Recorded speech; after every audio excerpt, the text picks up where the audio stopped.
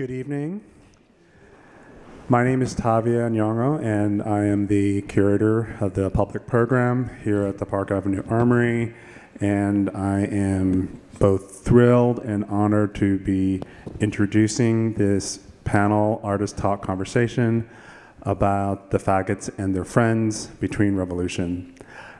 There's so much to say about the history of this book, which I have in my hand, and the performance that either you have seen or hopefully are about to see tonight. But I will introduce the panel who will be doing most of that discussion.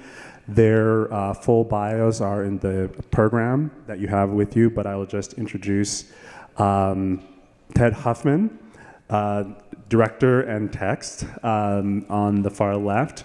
Ned Asta, the co-creator of the original book, the illustrations. Morgan Bassichis, artist, activist, humorist, and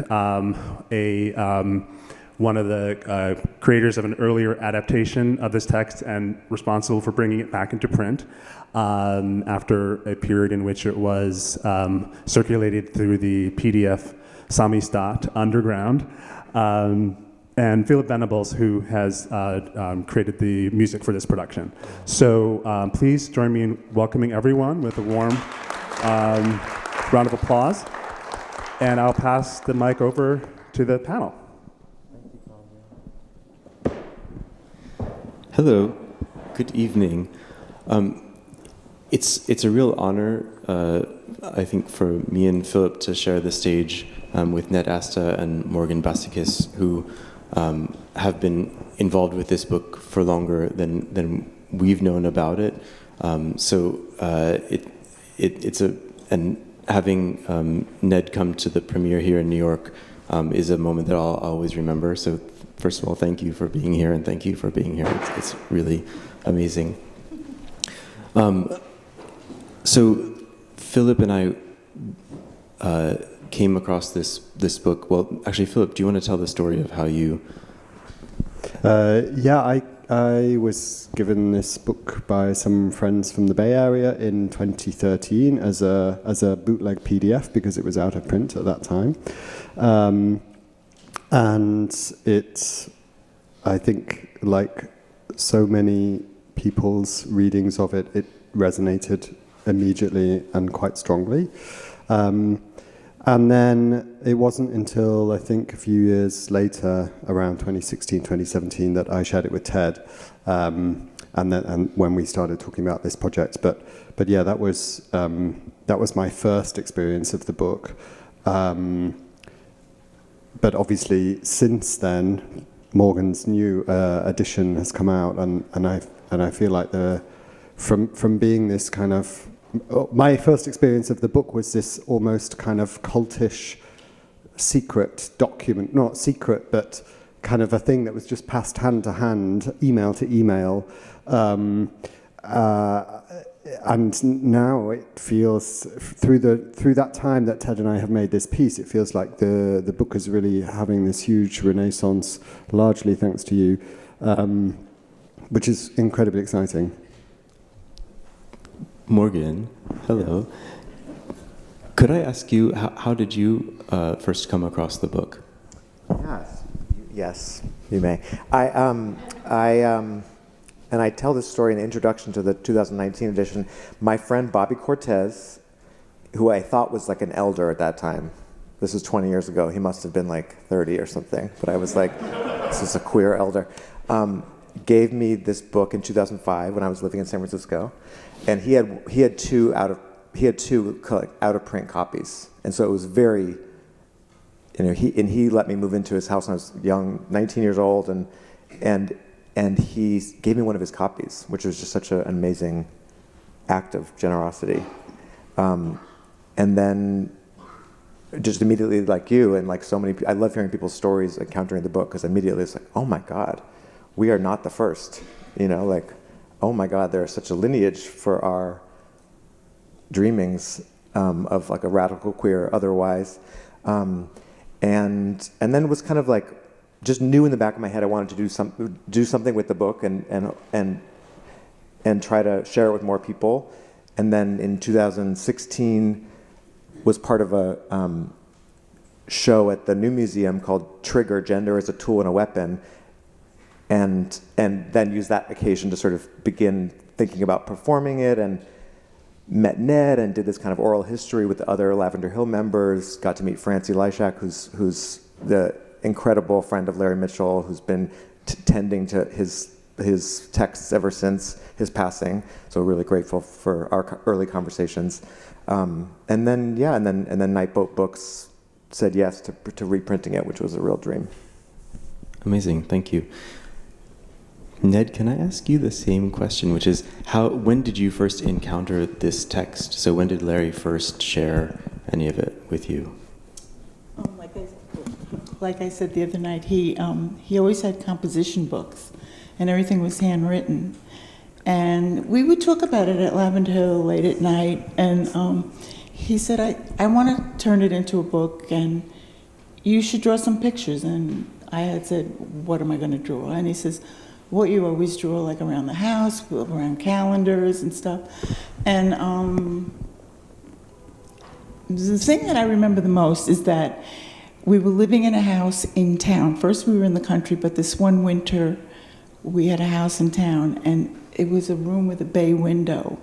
And I just got right into it. I mean, he had typewritten on a typewriter all his words, and I would read a couple of pages every day and draw a picture, and I literally just draw a picture, and he just, anything I did, he would say, that's fine, that's good, just keep it up, you know. And I think nobody would publish it because of the title. And here's one thing I really have to say. I was talking to Zelig today that Larry was such a trip. I mean, with the word faggot and it being on the cover of the book, and some people don't even want to look at the book, you know, because of the cover, and so many of you are so wonderful. Larry used to wear this shirt. I mean, he had long hair. This is 70, 69. And this shirt, and Zelig used to wear it too. It just said Faggot, huge. And he would wear it at where he taught, and he had tenure, so he really pushed the, and so he pushed the envelope. But it was in Ithaca that Calamus Books he created so that he could publish the book, and that was exciting. Amazing. And how did he know that you were an illustrator? Oh God, I was always doodling, and we were sketching. There were a few artists, Joseph at Lavender Hill, and sometimes we would all just draw each other. He saw me drawing. I mean, he just saw little things around the house. I mean, he knew I went to SVA, and he said, you can do it. And he just had faith, I guess, and I did. So can I ask the audience, actually, how many of you have read the book, just so I know? So it's about half and half, I think. Could I ask, could everyone describe the book in some way? Yeah. I feel nervous going first, but whatever. I think for me, what I really took away from it was actually really the first half of the book, which for me is this. It's like a Genesis story, but for queer people. It's a kind of retelling of an origin, or a retelling of the origin of a culture, I guess. In this very fable way. Yeah, it's a queer Old Testament. I think I always say like fable manifesto, and but in the second half of the book is so much about like love, but like a love story between the kind of members of this, and we're very honored. I'm very honored to Ruby and Zelig to be in this room with you, you all who made this the book, your lives are basically, the book is based on you. And a lot of your stories are told in the second half of the book, loosely, not directly, but and so it's both these big ideas. Larry Mitchell was a sociologist, so he's kind of it's written almost archetypally, but then there's also these very minor stories, which is kind of where we live our lives. So yeah. How would you describe the book? How would I describe what? How would you describe the book to someone who hasn't read it? God. It's like part of my life now. It's just, it just exploded when Morgan said to redo it with Nightboat Books. And the in-between time, I kind of fell asleep with it. It was like it wasn't in my life, and then all of a sudden it exploded. So then I fell in love with it, kind of. So that's how I feel about it. It's just affected my life so much and exploded within the past 7 years. But I love the book because it's Larry. I mean, it's really Larry. And you always said why he chose red and black, which you're wearing. Right. Even I've been doing readings lately. I keep reading Women Wisdom in the book. That's like one of my favorite things. I just go right to Women Wisdom. And I did a reading recently. And anyway, I try to keep the red and black thing going. Because that was really, Larry said, the anarchist flag, Ned, we have to do that. Red and black, we have to do that. He really insisted. But I love it. I'm curious to ask, when Larry was writing it and when you were all living together and you were drawing, was there a process? Was the writing of it an iterative process, or did he present you with a kind of finished version, or how did this kind of, do you know how it formed in his head, or how it came to be in its kind of in the version that we have in our hands now? The version that's now? Yeah, like was talking the about process of writing it? Yeah, what was exactly? Yeah, that was, to me. I think I mentioned this in that Ithaca. It came out and people got excited and it kind of died down. And so then I'd go to the West Village with Larry and we'd do book signings in the West Village. That was like the most heightened part of it, to get it out there. And that's just what I remember, is that we would go to book signings on Christopher Street and all over the West Village and try to meet gay people. And then that dissipated. That went like that. I mean, that really happened until it was republished. Then it went crazy. Totally. I don't know if I answered your question. I was curious about also when Larry was actually writing the book, and whether, did he come to you and say, well, I have this idea about, men writing papers or men with keys? No, he didn't. He didn't ask me anything. It was just him. Him writing the book with the little book under his arm, and it was. So it was a fully formed surprise. The thing I really said when he said, "Do you think it's a kid's book?" And I remember us having a discussion, and I said, no dad and no mom is going to say Warren and their fuck pole to their, to their 2-year-old or something. But and we cried. I said, "Oh, it's changing," and he changed. Well, he knew it wasn't a kid's book anymore, but never asked me. Just some conversations, but nothing. It was him, and they just handed it to me. Really, it was. I see. It was over. He and Ned do something. Yeah. I see. Yeah. I guess about turning this book, which is, I think, inspired all of us in different ways, but really inspired us quite deeply, maybe also in our lives. I wonder if maybe you could talk also about the act of taking this and making actually another piece of work as you did with it, and what that is like, and what Yeah, I mean,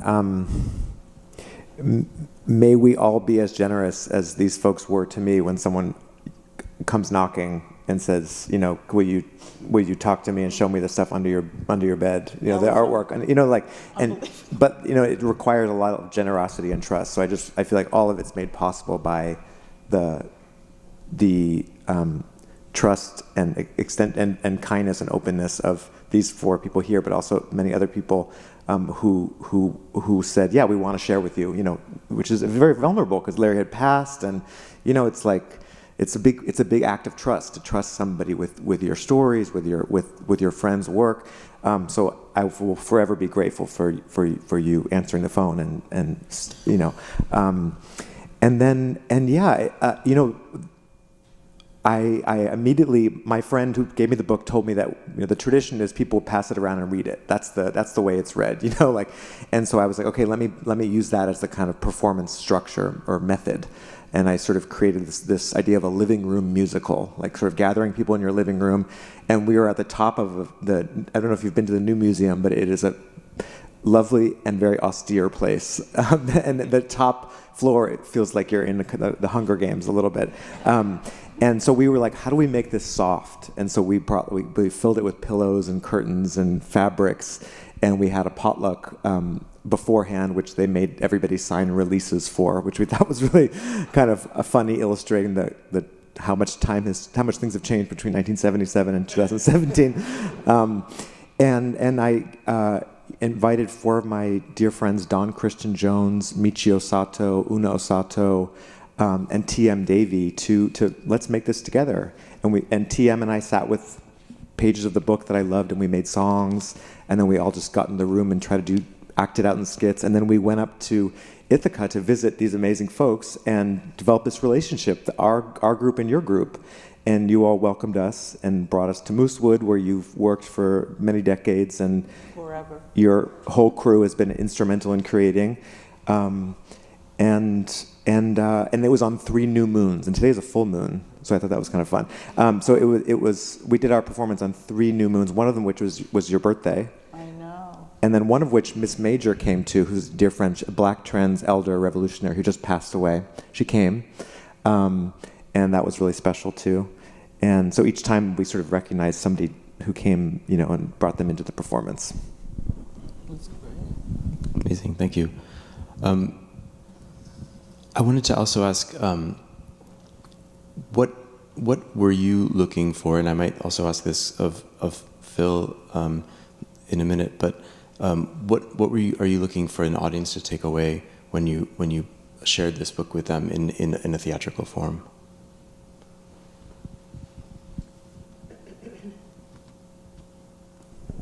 I think a deep. Was that a question to me? Or was it to Ned? It was to you first. Okay. I checked out my hallucination. That just happened. Okay. I thought, did I just? Okay. So it's the full moon. That we're not the first. I think that's the main thing that I want people to take away, is like we are deeply not the first. As like queer people who are committed to feminist politics, anti-racist politics, to critiquing assimilation, but we're not often taught our history, our radical history. We're taught about sort of the whitewashed narrative. And then we got this legislation, and then we got this legislation, but we're not taught about the struggle and the people who were pushing the margins of that struggle. And so I think mostly I just wanted people to feel like we're not the first, and we're part of a lineage. And at that time, it did feel like a kind of power dynamic, like, oh, we have a copy of the book. And so it felt really special when the book came out in print now, so it doesn't feel that way, you know, of like, it's kind of like, oh, only some people have the book. So that's been, like, this can be yours, and you can do what you want with it, kind of thing. What I take away from it is, I have, when Larry died, I have cartons of the old one, but it's before the 2 incredible introductions in the new one.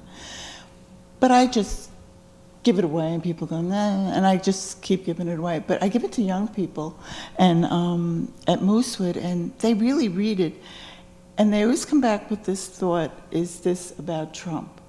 And I go, this was written in 1976. It's about anarchy, racism, sexism. Larry, that's what he thought, and put it in print, and then they're reading this, that's what they're reading into it. So I don't know, I think that's interesting. And they're young, they're like 21, 22, they're all in their 20s. And pre-AIDS, and there's a section in it that really anticipates a plague. Right. And talks about the role of the women and the women who love women in surviving that plague and taking care of the people who are, perishing in that plague, including members of Lavender Hill. So it's very prescient. The book it was absurdly prescient. Yeah, it feels almost like prophetic in that sense, and both like sharing a history that's not talked about in a poetic way, but in a way that feels actually more concrete because it's told in this kind of fable way. But also, I think it's hard to watch the scene about Warren and his fuck pole and not think about the current political situation. I'm sure everyone in the room is also thinking that. Yeah, I mean, it is about Trump. I mean, it wasn't, but it is now. For us, we've been touring this piece around Europe, where already the metaphor of the piece is of the story about Ramrod and the men, and the men representing the system, the capitalist imperialist system. That metaphor already in Europe in these times feels beautiful but very transparent. And then bringing it here, it's even thinner, I suppose, because this city is Ramrod, right? I guess, in a way. And funnily enough, I mean, obviously I'm not American, so in a way I feel like I can't really speak about this, but the piece, our piece, feels darker doing it here than it did when we did it in Europe. And it already, felt quite dark there. Because we're only, a few steps behind you here, I think, politically. And I feel like that's the other thing about the book, and is like about joy and that your show, that you're incredible performers. Your performers are just so incredible. Like, it's giving us a methodology for survival, this book. And I don't think he would want us to put it like on high. I don't know, I don't want to speak for him, but I think it's good to take ourselves not too seriously as we this it's not, when we put anything on a pedestal, it's bound to, it's, so we tried to have a sense of humor about it too, of like the desire to find the fountain of knowledge.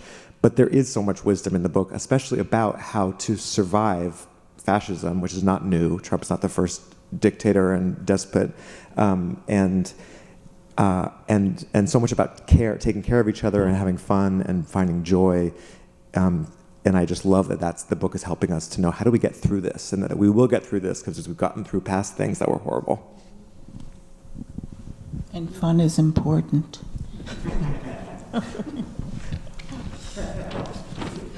This is a wild building, huh?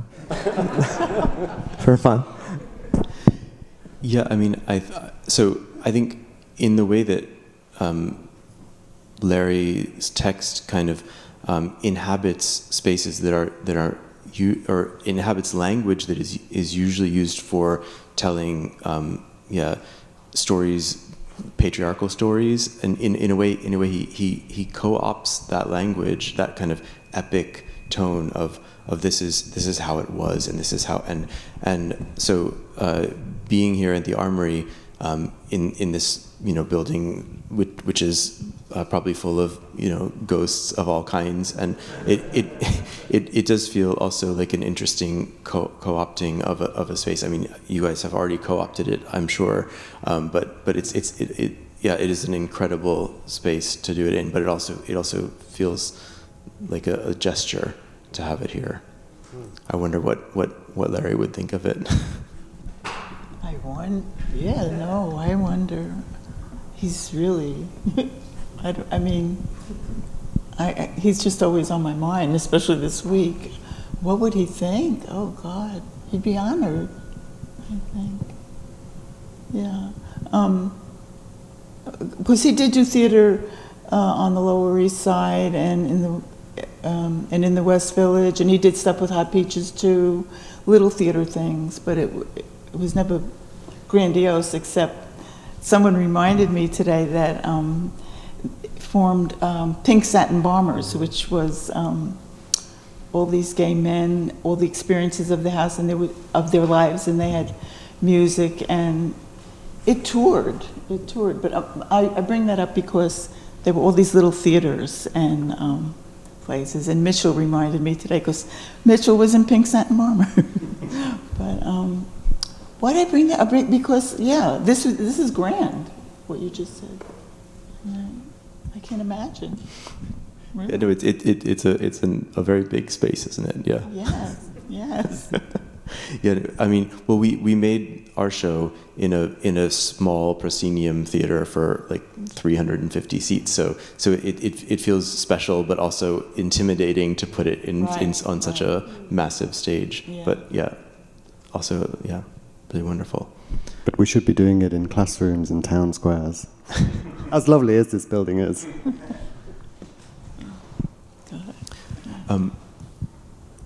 Are we allowed to ask the audience if they have any questions? First and then second? Hi. Hi, I have two questions. I found a translation in French and Spanish recently, and I was wondering if there are other languages that it's been translated into. And the second question is, if someone were to translate it into another language, what's the process of getting it together? Well, it is in Spanish and French, and somebody's talking about it in Dutch and Italian, and that hasn't happened yet, but there's talk about it.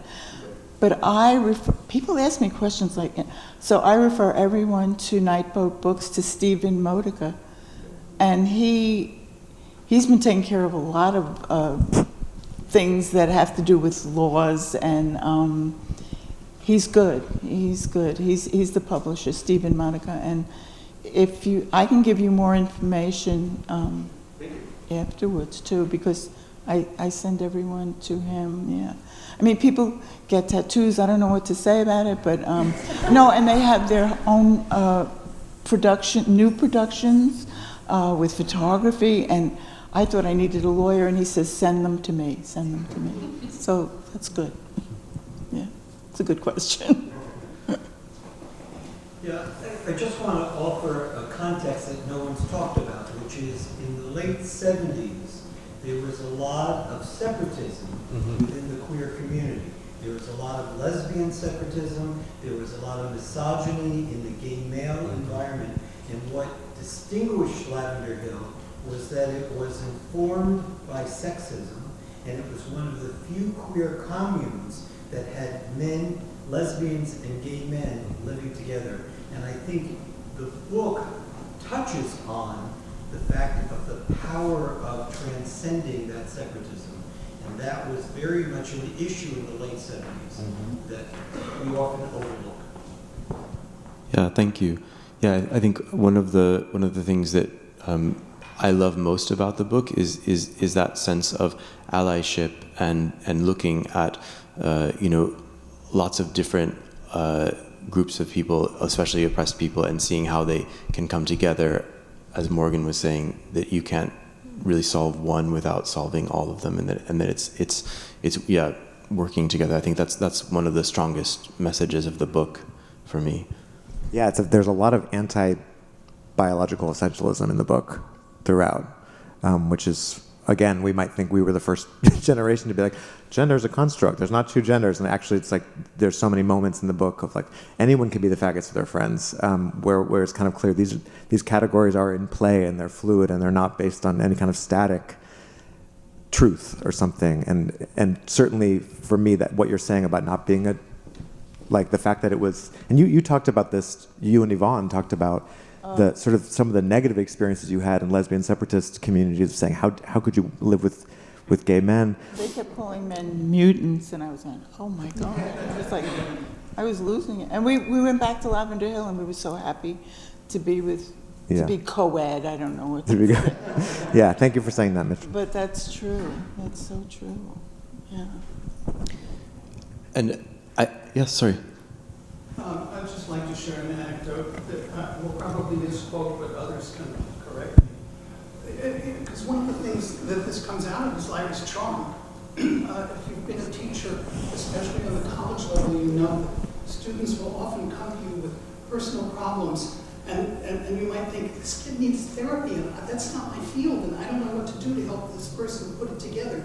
And one of the things Larry could do, which just oozed out of him, was use sociology to explain all of these conflicts that someone was having, and that it wasn't you. There's nothing wrong with you. This is the way society is doing, and you have to see that you're precious inside of this construct that we have to fight against. And the part that somebody made that I slightly disagree with, because I was never there, I didn't know Larry at that point, but his students got together. The predecessor to Larry Lavender Hill was a commune on Staten Island of Larry's students. And I was told that one of the rules about this group of people living together was when you come through the front door, you have to take off all your clothes. There's no social markers inside the house. It's just us. That inclusiveness, which Mitchell was talking about, is really a big part of Larry's charm. Because he had lots of this. And that was with his students, right? He had really thick classes because of his astigmatism. Larry never saw a plane in the sky or a lot of birds. They had to be like pigeons right in front of you. And you know, his manner was kind of, until he knew you, he wasn't apt to just start opening up. So there's something, this extension of him, it was just all to add on to what Mitchell was saying. He really wanted barriers to be broken down. Yes. Mm-hmm. Thank you. Beautifully said. Hello. Hi, David. Since you raised the question of venue, and you've just made me imagine this discussion and this performance taking place in Staten Island, I wonder what problems have you encountered in terms of marketing and getting venues? I know this wasn't the first announced venue in New York City, and in terms of planning a tour specifically at this time in this country or if you can talk about it. Yeah, sure.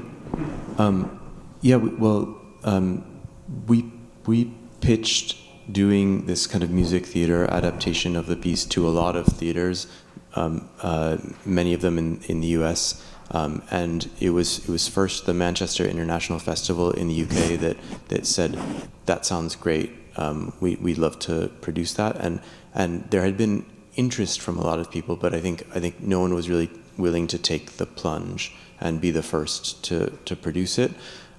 So once Manchester did, then a group of co-producers piled in, and I think that there was a sense of like safety in numbers in that sense. And I think that also the word faggot is different in Europe because it doesn't have the same cultural context. So I think, certainly in non-English speaking countries, having that on the poster was easier in some ways, and I think so.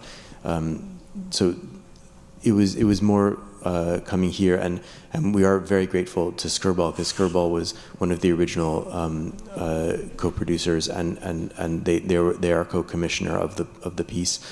They weren't able to do the actual presentation of it, and the Armory stepped in and very graciously offered to bring the piece here. So we're grateful to both, actually. I would say there were two other kind of elements to it. I mean, on the superficial level, the biggest problems we had with the title were actually on social media, of course, and trying to, well, not so much us, but venues trying to promote the show without accounts being shadow banned and all the rest of it. So, you know, we got creative with asterisks and all sorts of other replacements, which is a bit of a shame in a way, but that is what it is. But I think the other aspect of it was when we were in the room, and particularly when we started the process with our cast, everybody in our cast, we have a very mixed cast of all kinds of sexualities, let's say, all different relationships to that word. And we spent a lot of time and a lot of care, particularly at the beginning, kind of talking through what the word meant and what relationship we each had with it, and how we would bring ourselves to a place, or particularly them bringing themselves to a place of feeling comfortable and empowered to deliver this word in the way that it needs to be delivered and the way we want it delivered in the show, which is always with love. But you know, I mean, we rehearsed the piece in London, and of course the cast sometimes would be studying their scores on the way into rehearsals, but then thinking, oh shit, I can't get this out on the tube. Yeah, so you know, it was. I think we were aware of kind of dealing with that and trying to make a safe space when we began because of the title. What experiences have you guys had with the title? And yeah. Well, after the T-shirt, it's very easy. One thing I thought was really odd was Moosewood Restaurant. There's this shop when you walk in, and it's a lot of cookbooks and paraphernalia they cook with and stuff, and then there's Faggots and their friends, like amongst all the cookbooks, and there's a pile of them with the cover, and she's very supportive, Danica, who owns Moosewood now, and but when she started putting it on Instagram, they were, I don't know why, they were blacking out the word faggot, and the Ned Asta with Larry, and you can buy it in, come to Moosewood, you can buy it there, and they just blocked that out, and that's 3 years ago. That's not long ago. I thought that was weird. I don't know. In Ithaca, I don't know. Yeah, I wonder, because I wonder if social media has evolved a bit. I mean, it's interesting because if I just do a search for like faggots, it still blocks a lot on the Google search. But if you search for Faggots and their friends between revolutions, it recognizes the book now, and so now it doesn't start blocking content. But otherwise, you get an AI bubble saying, you know, I don't agree with the usage of this word, so I won't search something for you. Which is but I'm glad, you know, AI has learned that this is an important book.